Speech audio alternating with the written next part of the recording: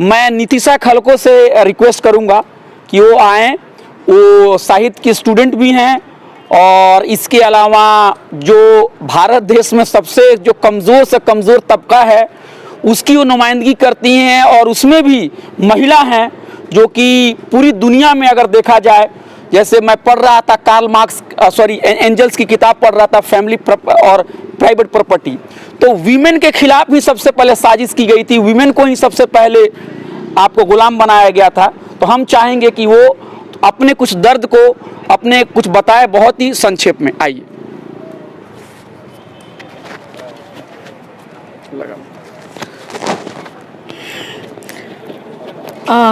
आभार, शुक्रिया।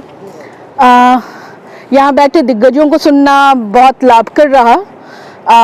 हम लोगों को एक बहुत ऊपरी समझदारी यही बनाई जाती रही है साहित्य के विद्यार्थियों को कि जो दलित हैं वो हिंदू का हिस्सा हैं, मुस्लिम आबादी में तो ये बिल्कुल नहीं है।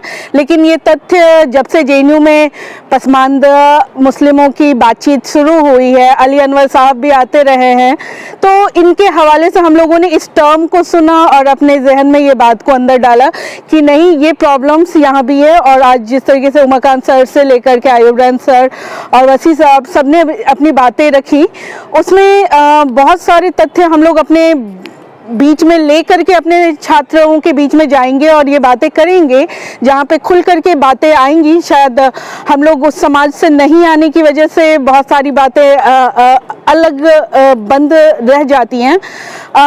एक आदिवासी कम्युनिटी से आने के नाते मेरे भी बहुत सारे पेन हैं जो बहुत हद तक जुड़ते हैं, और वो तबका भी ऐसा तबका रहा है जो बहुत दूरी आदिवासी समाज का मुख्य धारा के समाज के लोगों से रहा है, या अन्य जितने भी धार्मिक इदारे हैं उनसे भी एक आदिवासियों की दूरी रही है। और अभी तो झारखंड में एक पूरा मूवमेंट ही है कि आदिवासियों को जनगणना का एक कॉलम जो स्वतंत्रता से पूर्व तक दिया जाता रहा था, उनका आबादी काउंट किया जाता रहता था 1871 से लेकर 1941 तक के सेंसस में। हम शेड्यूल्ड ट्राइब नहीं नाम के अलावे एनिमिस्ट हैं, ट्राइबल रिलीजन है और कई नामों से हम चिन्हित किए जाते रहे। लेकिन ये पोस्ट इंडिपेंडेंस एक बड़ा घोटाला है जिसमें कि पूरी आइडेंटिटी को ख़त्म करके मर्ज कर दिया जाता है कि हम अदर्स में आए। तो 1951 के बाद का जितना सेंसस है वो हम लोगों को अकाउंट करता है इस तरीके से कि हम लोग या तो हिंदू हैं या तो अदर्स हैं। तो इसके खिलाफ मूवमेंट बना है, मोमेंटम बना है और ये फाइट चल रही है कि हमें भी अपनी जो प्रकृति के प्रति हमारी संवेदनाएं हैं, हमारी इच्छाएं हैं, उसके तहत ही हमें काउंट किया जाए, हमें किसी भी मेजर रिलीजन्स में मर्ज ना किया जाए।